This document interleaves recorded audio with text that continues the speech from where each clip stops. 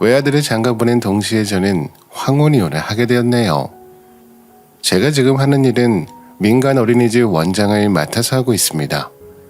몇 년 전 친정어머니께서 지병으로 돌아가셨고 친정아버지는 제가 어릴 적에 돌아가셨어요. 아버지가 일찍 돌아가시고 지혜로우신 저희 친정어머니 밑에서 저는 잘 성장해왔지만 제게 아버지의 부재는 줄곧 상처였습니다. 국민학생 시절 돌아가신 아버지는 제겐 정말 다정하신 분이었거든요. 그렇기에 저는 제 아이만큼은 온전한 가정 안에서 키우고 싶었어요. 아버지의 빈자리를 줄곧 느끼면서 제가 자라왔기에 저희 아들만큼은 그러지 않았으면 했어요. 저희 아들 직업은 프로파일러입니다. 비록 수도권 대학은 못 갔지만 지방에서 알아주는 국립대학을 4년제 장학금을 받고 들어갔죠. 대학을 졸업한 뒤에 경찰 공무원이 되고 싶다며 공부를 시작한 지 1년 만에 합격을 했고 과학수사대에 지원하여 제 며느리도 아들과 마찬가지로 경찰 공무원입니다. 우리 며느리는 친정 부모님이 안 계시고 친할머니와 할아버지 밑에서 자라왔어요. 비록 부모님 없이 컸지만 정말 심성이 곱고 밝은 아이입니다. 조부모님 밑에서 이렇게 잘 성장해 경찰 공무원까지 된 걸 보니 정말 기특하기도 하고 대견하기도 했어요. 사실 저희 아들은 결혼 생각이 전혀 없던 요즘 말로 비혼주의였거든요. 제가 한 번씩 조심스럽게 물었거든요. 너는 요즘 만나는 여자는 없니? 네, 저는 연애뿐 아니라 특히 결혼은 더욱더 생각이 없어요. 너 나이가 30 중반을 바라보는데 결혼은 그렇다 쳐도 연애 생각조차 없는 게 엄마 입장에선 정말 어떻게 해야 될지 모르겠구나. 엄마는 지금껏 결혼 생활이 행복하셨어요. 매번 아버지랑 다투시고 상처받으시는 엄마 보면서 저는 생각했어요. 결혼은 불행한 거구나 하고요. 나도 결혼해서 불행해지면 어쩌지? 혹은 누군가를 불행하게 만들면 어쩌지? 이런 생각이 드니까 결혼 생각이 없어졌어요. 매번 돌아오는 아들의 대답은 한결같았어요. 이렇게 결혼 생각이 없다던 저희 외아들이 갑자기 결혼하고 싶은 여자가 생겼다며 여자친구를 소개해줬을 때는 정말 뛸 듯이 기뻤어요. 매번 저희 부부의 다툼을 보고 자라왔던 아들이라 가정에 대한 불신이 컸고 가정에 대한 신뢰가 없었던 아들이었죠. 그런 아들이 비혼 선언에 저도 할 말이 없었거든요. 제가 거기서 무슨 할 말이 있었겠어요. 결혼에 대해 닥달하거나 채근했을 수가 없었던 입장이었는데 갑자기 곱고 참한 여자를 데리고 와서 결혼하겠다고 하니 우리 며느리가 얼마나 사랑스럽고 이쁘던지 며느리 될 아이를 처음 본 날은 아직도 잊을 수가 없어요. 그 까다롭게도 소문난 애 아빠도 며느리 될 아이를 꽤나 마음에 들어 했어요. 제 남편은 시청 공무원으로 일했어요. 6급인 주사였고 실무를 담당하는 주무관 중에는 가장 권한이 많은 계급이었어요. 독자적인 사업을 맡아서 수행이 가능했기에 6급 주사의 파워가 상당한 직급이었죠. 시댁은 호르몬이 한 분이 계시는데 아직도 정정하시고 엄청 건강하시답니다. 남편은 시댁의 장남이었고 밑으로 3살 어린 저와 동갑인 신우가 한 명 있어요. 시아버지는 남편이 공무원에 합격하던 해에 사고로 돌아가셨습니다. 그 후 장남이던 남편은 시댁의 가장이 됐어요. 사실 가장이라고 하기에도 뭐한 게 신우도 그때 성인이었고 시아버님께서 공무활동 중에 순직을 하셨기 때문에 공무상조회가 인정돼서 아버님의 연금이 나오는 상황이었어요.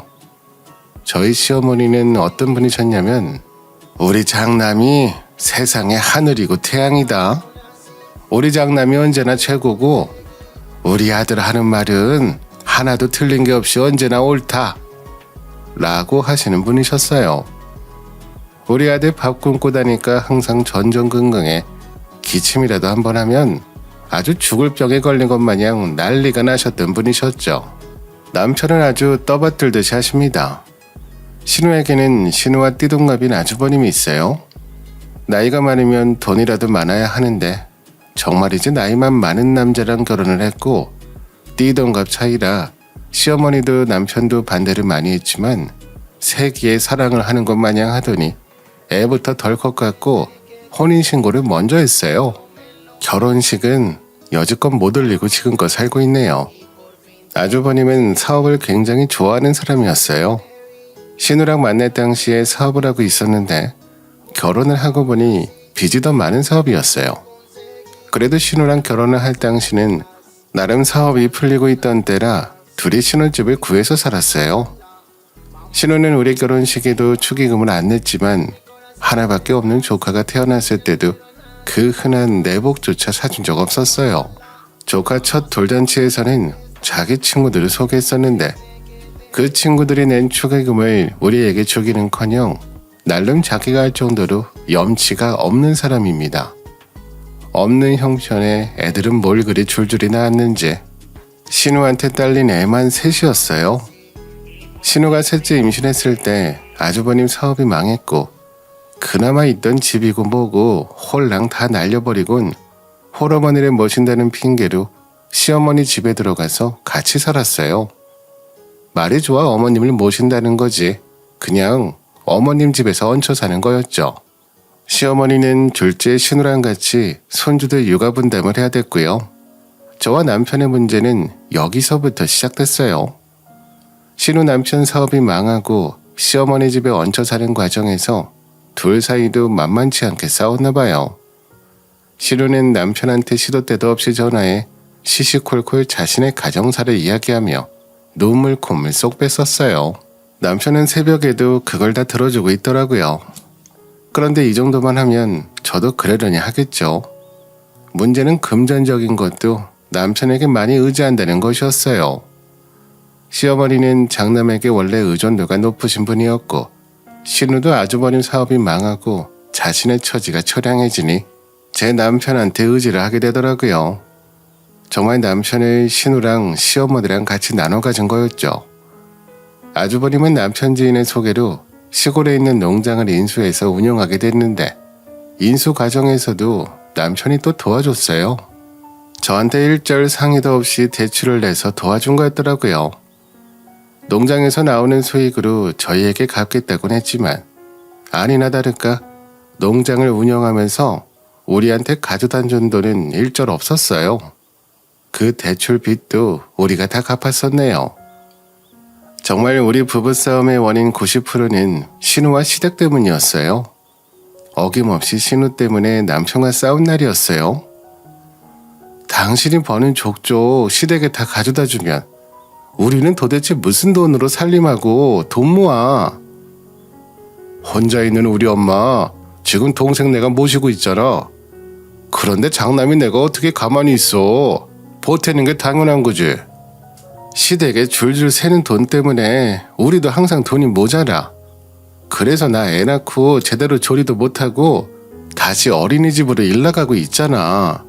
산후조리가 제대로 안 돼서 염증도 생겼어. 그러게 누가 일하라고 했어? 당신이 일하러 나가겠다고 했잖아. 우리가 좀 더 아끼면서 살면 충분히 살 수 있는데 당신이 돈 욕심 부린다고 일 나가놓고 왜 나한테 그 탓을 하고 있어? 내가 돈 당장 안 벌면 애 분유값도 없는 상황이야. 그건 당신이 분유를 먹이려고 하니 돈이 더 나갈 수밖에 없는 거 아니야. 하여간에 세상 만사가 다 트집이지. 남편과의 대화는 항상 이런 식이었어요. 정말 말이 통하지가 않았죠. 결혼 전에는 몰랐던 모습들이었어요. 그저 성실하고 듬직한 모습에 결혼을 한 건데 결혼을 해서 아이를 가지고 나니 세상 이런 마마보이가 없었어요. 마마보이뿐만 아니라 그냥 시댁의 기둥이더라고요. 저는 시댁의 가장을 뺏어간 파렴치한 며느리였고요. 남편은 정말 시어머니께서 물 한 방울 안 묻히고 오냐오냐 키운 탓에 집안 살림을 하려면 얼마나 돈이 들어가는지 잘 몰랐고 집안일이나 육아도 일절 관심이 없었어요. 그나마 아들이라 그런지 아들이 좀 크니까 아들과 잘 놀아주긴 했어요. 같이 목욕도 가고 축구공으로 놀아주기도 했고요. 그래도 그런 모습에 참고 살았던 것 같아요. 싸움의 원인이 남편과 나 사이의 문제가 아니라 시댁의 원인이었으니 그것이 해결되면 우리 부부 사이도 나아질 거라는 기대와 희망을 가지고 있었어요. 그리고 일찍 돌아가신 친정아버지의 부재가 컸기 때문에 우리 아들은 한부모 가정에서 키우고 싶지 않았던 마음도 있었고요. 지금 생각해보면 그렇게 자주 싸울 거면 차라리 더 빨리 이혼을 선택할 걸 그랬어요. 신우에게 자꾸 돈이 들어가니 신우 얘기만 나오면 자연스레 돈 문제도 같이 나오게 됐는데 저희 아들이 그걸 듣고 자란 영향이 꽤 컸거든요. 일찍이 대학도 자신의 성적에 장학금을 다 줄 수 있는 대학을 골라서 간 거였어요.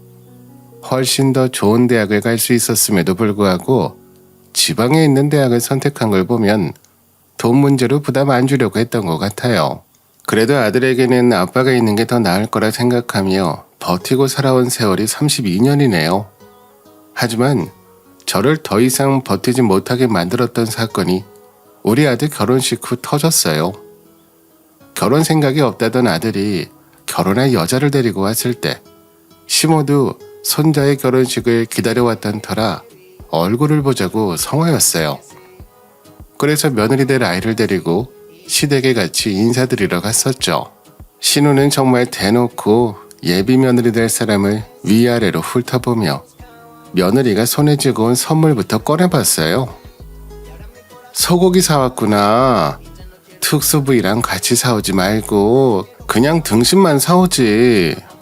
소고기 세트 선물로 챙겨간 며느리에게 처음부터 핀잔해주기에 제가 화들짝 놀라서 맞받아 쳤어요. 아가씨, 선물 받을 때는 고맙다는 인사부터 해야 되지 않을까요? 제가 며느리 될 아이 보기 부끄러워서 그래요.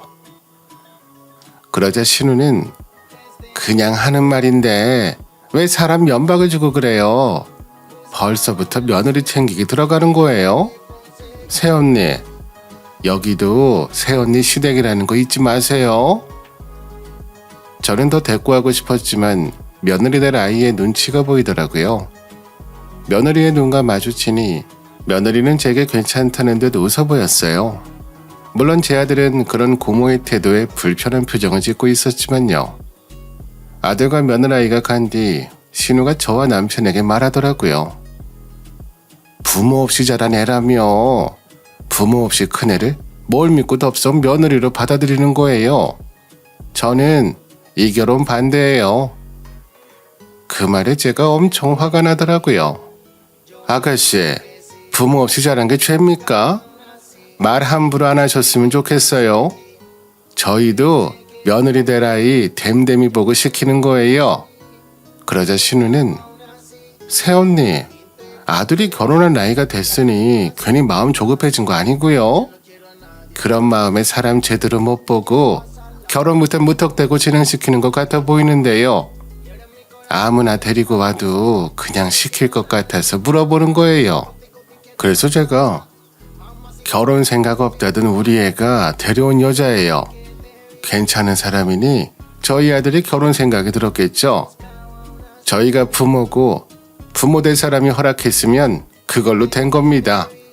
고모는 그저 축하만 해주면 되는 거고요. 어처구니 없는 신우의 말에 저도 화가 나서 언성이 약간 높아졌어요. 그랬더니 시어머니께서 호통치셨어요. 예, 넌 아무리 그래도 네 신우한테 말버릇이 그게 뭐하냐. 고모로서 조카 걱정도 못해. 걱정돼서 하는 말에 뭐가 그리 기분이 나빠서 언성이 올라가는 거냐? 어머니, 며느리 될 사람 흉을 보는데 기분 안 나쁜 게 더 이상한 거 아니에요? 어머님은 제 험담을 항상 누군가에게 해서 잘 모르시겠지만 저는 제 며느리 함부로 말하는 거 싫습니다. 앞으로 제 앞에서 말 조심해 주세요. 저도 이렇게 시댁에 제 기분 나쁜 티를 내고 하고 싶은 말을 하게 된 것도 불과 얼마 안 됐어요. 정말 참고 사려니 마음에 병이 생길 것 같아 그냥 제 할 말은 하면서 살려고 노력하고 있어요. 여보, 어머님한테 그게 무슨 행동이야? 여보가 이렇게 시어머니한테 버릇이 없는데 예비 며느라이가 뭘 보고 배우겠어? 더 이상 시댁에 앉아있을 기분이 아니라 남편을 두고 먼저 시댁에서 나왔어요. 알고 보니 우리 아들 결혼식이랑 신우 셋째 조카의 결혼 시기가 비슷했어요. 저희 남편을 살살 구슬려서 조금이라도 셋째 결혼식 때 도움을 받아야 되는데 우리 아들 결혼과 겹치면 그렇게 못하니까 우리 며느리 부모 없는 거 들먹이면서 반대를 한 거였어요. 그건 지금 생각해봐도 어처구니가 없고 우라가 치밀어 올랐어요. 우리 며느리가 얼마나 마음씨가 고운 아이인데 저런 염치 없는 인간이 감히 우리 며느리에 대해 함부로 말했다는 것 자체가 굉장히 화가 났었죠. 그 이후 상견례 날짜가 잡혔고 며느라이의 조부모님과 같이 식사 자리를 마련했어요. 저는 당연히 조부모님과 저희 부부 이렇게 단란하게 상견례를 할 생각이었습니다. 근데 신우가 상의도 없이 상견례에 따라왔더라고요. 그것도 시어머니랑 같이 왔어요. 아가씨가 상견례는 왜 오셨어요? 하나밖에 없는 조카 상견례인데 당연히 고모가 참석해야죠. 며느라이는 조부모님 두 분만 모시고 오는데 우리도 쪽수를 맞춰야 되지 않겠어요? 그래서 뭐 돌려보내기라도 하게요? 뭘 그렇게 따져요? 상견례 자리가 뭐 대단하다고. 아가씨는 제 말에 들은 채도 안 하고 시어머니랑 같이 상견례 식당으로 획 들어갔어요. 남편은 제 눈치를 슬쩍 보면서 재빨리 신우와 시어머니를 따라 들어갔고요. 하는 수 없이 저도 같이 들어갔네요. 신우는 상견례 자리에서 저희가 며느리의 조부모님과 이야기가 오갈 때도 먹느라 참 바빴어요. 이것저것 무엇을 그리 시켜대는지 종업원을 부르는 벨소리를 시도 때도 없이 누르더라고요. 그리고 시어머니와 같이 음식에 대한 맛평가를 하며 시종일관 쩝쩝거리기 바빴어요. 애써 그것을 무시하려고 정말 애쓰며 이야기를 나눴죠. 제가 이런 말하기 쑥스럽지만 공직이란 자리에 있으면서 돈을 쫓은 적이 한 번도 없습니다. 주변 사람들에게도 쌓은 덕이 많아서 지인들 중에 대단한 사람들이 많아요. 제가 공직에 있을 때 제 한마디 파워가 상당했거든요. 아, 네. 안 그래도 덕이 참 많아 보이세요. 인상도 선해 보이고 저희 손녀 잘 부탁드립니다. 남편은 상견례 자리에서도 끝까지 자신이 공직에서 얼마나 영향이 있었는지, 얼마나 열심히 살았는지 이야기하기 바빴어요. 며느리의 조부모님께서는 인사치레로 대답만 계속했고요. 쥐구멍이 있다면 정말 당장 들어가고 싶었어요. 옆에서 시종일관 먹기만 해대는 신우와 시어머니, 그리고 눈치 없이 자기 자랑만 실컷 떠들어대는 남편, 이 환장할 콜라보가 저를 정말 부끄럽게 만들었어요. 상견례가 끝나고 집으로 돌아와서 남편이 아들에게 말했어요. 결혼할 때 도와줄 돈 없으니 너희가 다 알아서 해야 된다. 정말 당당하게 도와줄 돈 없다고 말을 해버리더라고요. 매번 아들한테 내가 너보다 선배로서 어쩌고 하며 온갖 거드름은 다 피워놓고 정작 결혼할 때 못 도와준다고 선언한 것이죠. 저도 기대 안 했어요. 그럴 줄 알고 있었고 안 그래도 알아서 잘하고 있습니다. 도와달라고 할까봐 미리 말해주시는 거면 안 그러셔도 돼요. 이제 와서 새삼스레 이런 말 들으니 마음은 상하네요. 남편의 말에 마음이 상한 아들은 다시 집을 나가버리더라고요. 그니까 진작에 신혼에 좀 덜 챙기고 우리 재산 좀 증식했으면 하나밖에 없는 아들 결혼할 때 신혼집에 보태주기라도 했을 텐데 아들 볼 낯이 없어 내가. 허구한 날 시댁에 생활비나 갖다 주고 정작 도와줘야 될 순간에 돈이 없단 말이 그렇게 당당하게 나와? 지금껏 키워줬으면 결혼 정도는 자기 힘으로 해야지. 부모가 도와주는 게 언제부터 그렇게 당연시 됐어? 당신 신혼의 아들 결혼할 때 얼마나 보태줬어? 기억 안 나? 걔네 결혼한다고 1,000만 원씩 보내줬지? 그래놓고 아들 결혼식엔 뭐? 돈이 없어? 그건 큰아버지로서 도와줄 수도 있는 거지. 우리는 애가 하나지만 거긴 애가 셋이잖아. 정말 벽 보고 말해도 이보다는 답답하지 않을 것 같았어요. 그러던 중 남편이 아들과 예비 며느리를 불렀어요. 정말 도와준 게 없어서 머쓱했는지 아들과 예비 며느리를 불러 앉혀놓고 술 한잔하면서 이야기하더라고요. 니네들도 알다시피 내가 공직에 있던 사람으로서 주변에 난다긴다 하는 지인들이 아주 많다. 결혼식 축의금 들어오면 모두 너네한테 줄게. 아들은 남편의 말에 눈을 크게 떴어요. 아버지, 진심으로 하시는 말씀이세요? 당연하지. 이 아비가 거짓말하는 것 같냐? 결혼식 축의금 꽤 들어올 거다. 이게 내가 다 열심히 정직하게 살았다는 증거야. 결혼식 축의금으로 도와줄 수 있다는 게 이게 쉬운 일이 아니거든. 남편은 축의금을 준다고 하며 교장 선생님처럼 주구장창 일장연설을 계속 쉬지 않고 했어요. 정말 있는 생색 없는 생색 오만상 내며 이야기했었죠. 그래도 남편이 축의금이라도 줄 생각이 있으니 저는 정말 기대하고 있었어요. 남편이 정년퇴임을 했기에 사람들이 많이 안 올 거라고 생각을 하고 있었거든요. 한창 아들과